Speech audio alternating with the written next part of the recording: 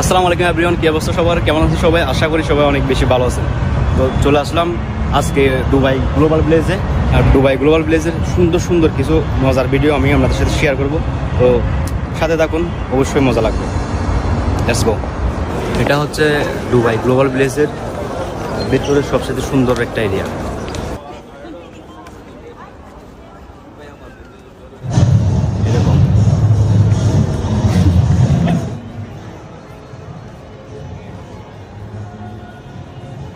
Global ভিলেজের ভেতরে দেখতে পেলাম কাতারের মোস্ট ফেমাস কমেডি টিকটকার। আসসালামু আলাইকুম, কেমন আছেন? Hi, how are you?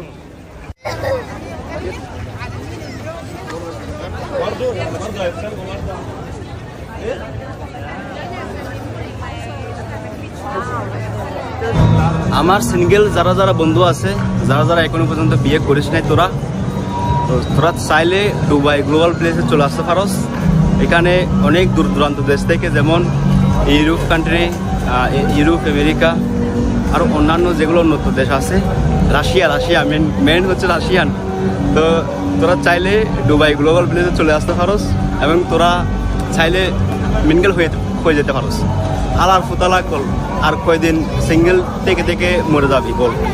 ওইটা তো এরকম থেকে এরকম হয়ে শেষ অনেক আগেই। যাই হোক, সিঙ্গেল তোরা মরিস না, তোরা আমার বন্ধু, সেটা আমার কলিজায় লাগে। তো তোরা চাইলে এই দুবাইতে এসে, দুবাই গ্লোবাল ভিলেজে এসে তোরা সিঙ্গেল থেকে ডবল হয়ে যেতে পারস। এখানে রাশিয়ান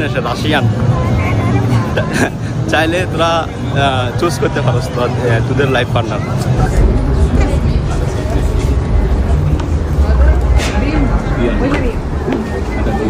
গাইস, গ্লোবাল ভিলেজের মধ্যে এটা হচ্ছে ওমানের সেক্টর। রেস্টুরেন্টে অবশ্যই দেখাও যাচ্ছে। আমার বাপ, চাচা, ফুফা, দুবাই অনেকেই আছে ওমানে, এমনকি আমরাও ছোটোবেলায় ওমানে ছিলাম। তো এই দুবাইয়ের মতো জায়গায় এসেও যখন ওমান নামটা দেখতে পাই, তখন মনের মধ্যে ছোট্ট একটা নাড়া দিয়ে ওঠে। কারণ ছোটোবেলায় যখন ওমানে গেছিলাম, অনেক স্মৃতি ওমানের মধ্যে।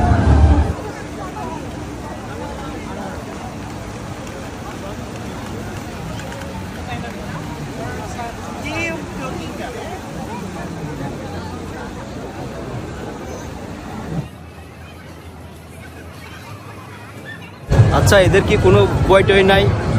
আমরা সামান্য মেলায় গেলে যখন নাগরদোলাইতে উঠতাম, মানে বইয়ে একাকার হয়ে যেতাম।